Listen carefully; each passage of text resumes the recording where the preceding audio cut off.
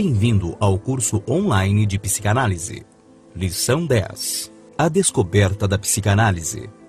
A história da psicanálise está intimamente ligada com a vida de Sigmund Freud. Ele nasceu em 1856 em Freiburg, uma pequena cidade da Moravia, que se tornou parte da Tchecoslováquia. Quando Freud tinha 4 anos, seu pai, um comerciante de lãs judeu, mudou-se com a família para Viena. Freud cresceu, foi educado e clinicou em Viena durante toda a sua vida. Em 1938, fugiu dos nazistas, mudando-se para a Inglaterra, onde morreu no ano seguinte. Freud foi, antes de tudo, um cientista empírico. Acreditava que a chave para desvendar o segredo dos processos mentais seria encontrada no estudo da fisiologia do cérebro. A abordagem dominante da fisiologia humana na Europa durante os anos de formação de Freud era a escola de fisiologia de Hermann Helmholtz. De acordo com os princípios desta escola, os processos fisiológicos e mentais eram produtos de leis causais e sequenciais que poderiam ser reduzidas aos princípios da física, como o princípio da inércia e da conservação de energia. Charles Darwin, que era muito discutido nos círculos científicos da época, também influenciou Freud. Em função da sua criação na tradição judaica, Freud tinha uma profunda estima pela palavra. Manteve em sua vida o fascínio pela literatura, particularmente pelos escritos de Johann Wolfgang von Goethe e William Shakespeare. Por intermédio da sua familiaridade com a literatura e religião, Freud familiarizou-se com os papéis do simbolismo e do significado para entender as complexidades da mente humana. O pensamento de Freud sempre manifestou um elemento romântico, e não foi ao acaso que tenha sido agraciado com o Prêmio Goethe de Literatura. Formação médica. A experiência de Freud na Faculdade de Medicina trouxe as bases para sua orientação científica posterior. O predomínio intelectual da época era o empirismo científico. Sua ênfase na medição e observação estava substituindo o miticismo e o romantismo que haviam impregnado o pensamento científico na Europa Central na primeira metade do século XIX. Durante os anos de estudo da medicina, Freud foi profundamente influenciado por 2 mentores, Ernest Breuck e Theodor Mirnet. Estas 2 figuras dominavam a pesquisa fisiológica na Europa durante aquele período. Freud também trabalhou no laboratório de Breuck e considerava-o, em particular, um modelo cuja integridade e disciplina científica deveriam seguir. Breuck, Maynard e Esner apoiavam a ideia de que o sistema nervoso opera por meio da transmissão de excitações quantitativamente variáveis de terminações nervosas aferentes para as eferentes. Como a base química da condução neural era pouco entendida, supunha-se que a condução era de natureza elétrica.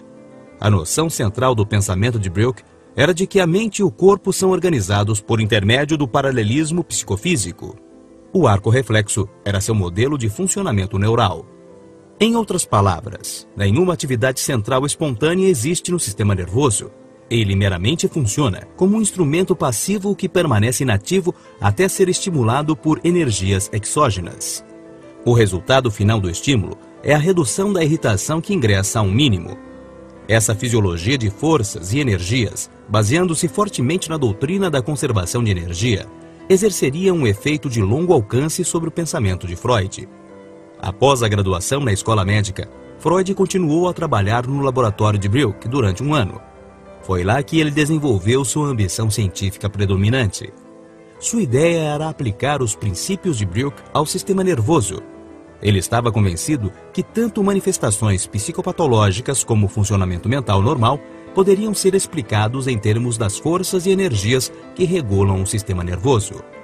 A pesquisa de Freud foi interrompida quando ele se deu conta de que o trabalho de laboratório não era suficiente para gerar a renda necessária para sustentar a família.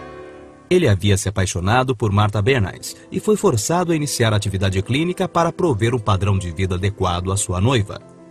Em 1882, começou a trabalhar como clínico geral no Hospital Geral de Viena. Após uma passagem pelo serviço cirúrgico, começou a trabalhar na clínica psiquiátrica de Theodor Mirnet. O contato de Freud com a neuroanatomia e a neuropatologia, sob a carismática liderança de Mirnet, levou-o a escolher a neurologia como especialidade. O estudo de amentia de Mirnet, psicose alucinatória aguda, exerceu um efeito duradouro sobre Freud e contribuiu para o conceito de satisfação de desejos, que posteriormente viria a tornar-se uma parte central da sua teoria do inconsciente. O primeiro embate mal-sucedido com a fama ocorreu em 1885, depois de realizar experimentos com cocaína. Ele buscou reconhecimento acadêmico, publicando um artigo que descrevia a droga como uma terapia miraculosa. No entanto, ao escrever tal artigo, deixou de observar as propriedades cruciais da droga como anestésico local, ao mesmo tempo em que omitia a necessidade de prevenção contra o vício. Mas Freud não se deixou dissuadir por tal episódio desafortunado.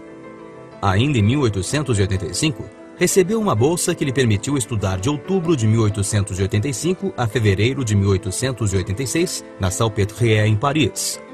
Lá, sua carreira foi poderosamente influenciada pelo grande neurologista francês Jean-Martin Charcot. Charcot especializara-se no tratamento de pacientes que sofriam de uma variedade de sintomas físicos não explicados, incluindo paralisia, contraturas, músculos enrijecidos que não podiam ser relaxados e ataques. Alguns destes pacientes adotavam uma postura bizarra, no qual se jogavam no chão e arqueavam o corpo para trás até ficarem apoiados apenas pela cabeça e pelos calcanhares. Em nosso próximo encontro, falaremos um pouco mais de Charcot em suas aulas em Salpêtrière. Até lá!